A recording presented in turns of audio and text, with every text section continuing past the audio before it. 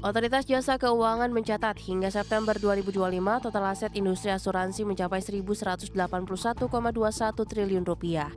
Capaian ini tumbuh 3,39% secara tahunan.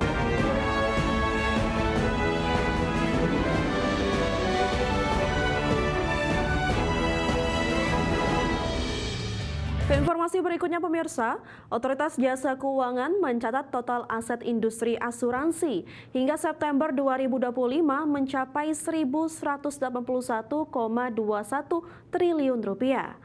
Catatan ini tumbuh 3,39% secara tahunan. Otoritas Jasa Keuangan mencatat hingga September 2025 total aset industri asuransi mencapai 1.181,21 triliun rupiah. Capaian ini tumbuh 3,39% secara tahunan. Kepala Eksekutif Pengawas Perasuransian, Penjaminan dan Dana Pensiun OJK, Ogi Prastomiono menjelaskan dari sisi asuransi komersial, total aset tercatat sebesar 958,54 triliun rupiah atau meningkat 3,91% secara tahunan. Di mana kinerja asuransi komersial tercermin dari pendapatan premi yang mencapai 246,34 triliun sepanjang Januari hingga September 2025. Naik 0,38% dibandingkan periode yang sama tahun 2024. Sementara itu, secara umum, permodalan industri asuransi komersial masih berada dalam kondisi solid. Tercatat risk based capital atau RBC, industri asuransi jiwa tercatat sebesar 481,94%, sedangkan RBC asuransi umum dan reasuransi mencapai 326,38%. Di sisi lain, OJK juga mencatat total aset asuransi non-komersial yang mencakup BPJS Kesehatan, BPJS Ketenagakerjaan, serta program jaminan bagi ASN, TNI, dan Polri mencapai 222,67 triliun rupiah atau tumbuh 1,21% secara tahunan. Capaian total aset industri asuransi nasional hingga September 2025 ini tercatat jauh di atas ambang batas ketentuan minimum sebesar 120%.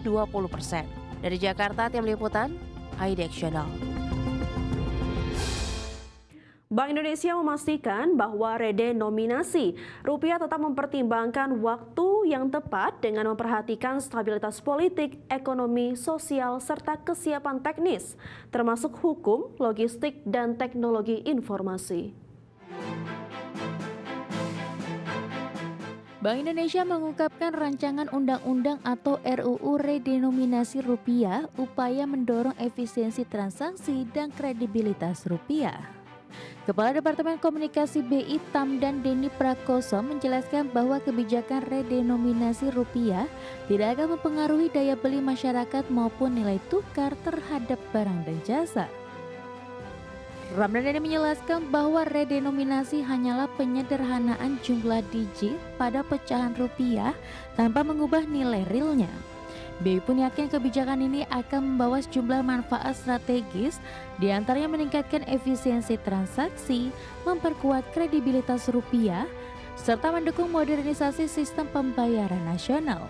BI memastikan bahwa seluruh proses redenominasi akan dilakukan secara hati-hati dan melalui koordinasi erat antara Bank Indonesia, pemerintah, dan seluruh pemangku kepentingan terkait.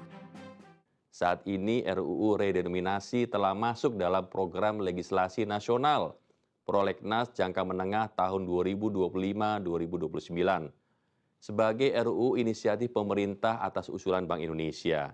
Selanjutnya, Bank Indonesia bersama pemerintah dan DPR akan terus melakukan pembahasan mengenai proses redenominasi.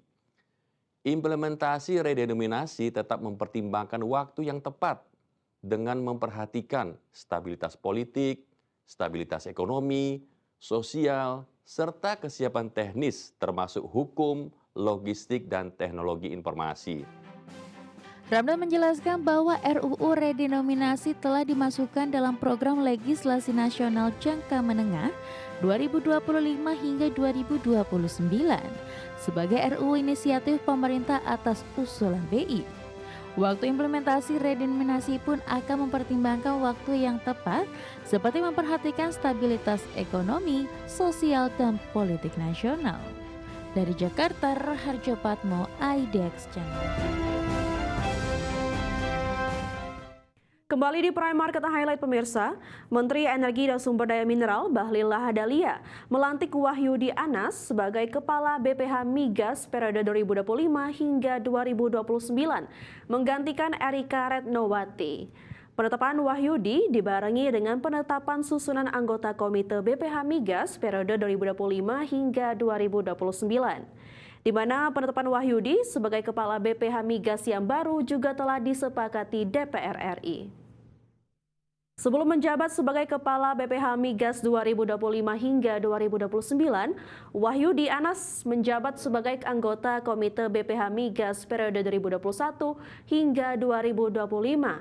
Wahyudi Anas telah meniti karir di PT Perusahaan Gas Negara Tbk atau PGN selama 35 tahun. Usai melakukan pelantikan secara tertutup, Bahlil berharap Komite BPH Migas yang baru dilantik mampu bekerja sama dengan baik, khususnya dalam mengatur serta mengawasi penyediaan serta distribusi bahan bakar minyak nasional. Ya, hari ini kan kita melakukan pelantikan BPH Migas, karena BPH Migas sudah satu periode selesai dan SK masa berlakunya perpanjangan hari ini berakhir. Jadi sekarang kita lantik, ya tujuan kita adalah bagaimana kita bisa membangun tim yang baik, terutama dalam pengelolaan, karena yang mengendalikan subsidi BBM itu kan adalah di BPH Migas, termasuk dalamnya adalah pipa ya. Dan mereka bagian daripada keluarga besar dan mempunyai hubungan kerja dengan SDM. Jadi saya berharap harapan kita ke depan. Menteri Sekretaris Negara Prasetyo Hadi mengungkapkan Menteri Pertahanan Safri Samsudin serta Panglima TNI Jenderal Agus Subianto melaporkan perkembangan terkait dengan penertiban tambang nikel ilegal di Morowali, Sulawesi Tengah kepada Presiden Prabowo Subianto. Prasetyo menjelaskan penertiban tambang ilegal di Morowali dilakukan oleh Satgas Penertiban Kawasan Hutan pada awal November 2025 yang dipimpin langsung oleh Menteri Pertahanan Safri Samsudin bersama Panglima TNI, Kapolri, dan Jaksa Agung. Operasi ini menegaskan kehadiran negara dalam menjaga sumber daya alam dan menindak aktivitas pertambangan tanpa izin. Penertiban dilakukan pada 4 November 2025 di Desa Laronai, Kecamatan Bungku, pesisir Kabupaten Morowali, Sulawesi Tengah. Mensesnek mengungkap proses penertiban kawasan tambang ilegal itu nantinya diharapkan bakal berujung pada pengembalian kerugian negara, seperti halnya yang dilakukan pada tambang timah ilegal di Bangka Belitung. Pertama berkoordinasi dengan Menteri Pertahanan, Panglima TNI dan Wakil Panglima TNI karena beliau ingin mendapatkan update berkenaan dengan masalah pertahanan dan terutama laporan kembalinya beliau semua dari Morowali. Ini seperti di Bangka Belitung, jadi Satgas Penertiban Kawasan Hutan yang sekarang juga sudah mulai untuk menertibkan tambang-tambang kita, sumber daya alam yang kita miliki. Nah, kemarin menengok atau meninjau kondisi di Morowali dan hari ini tadi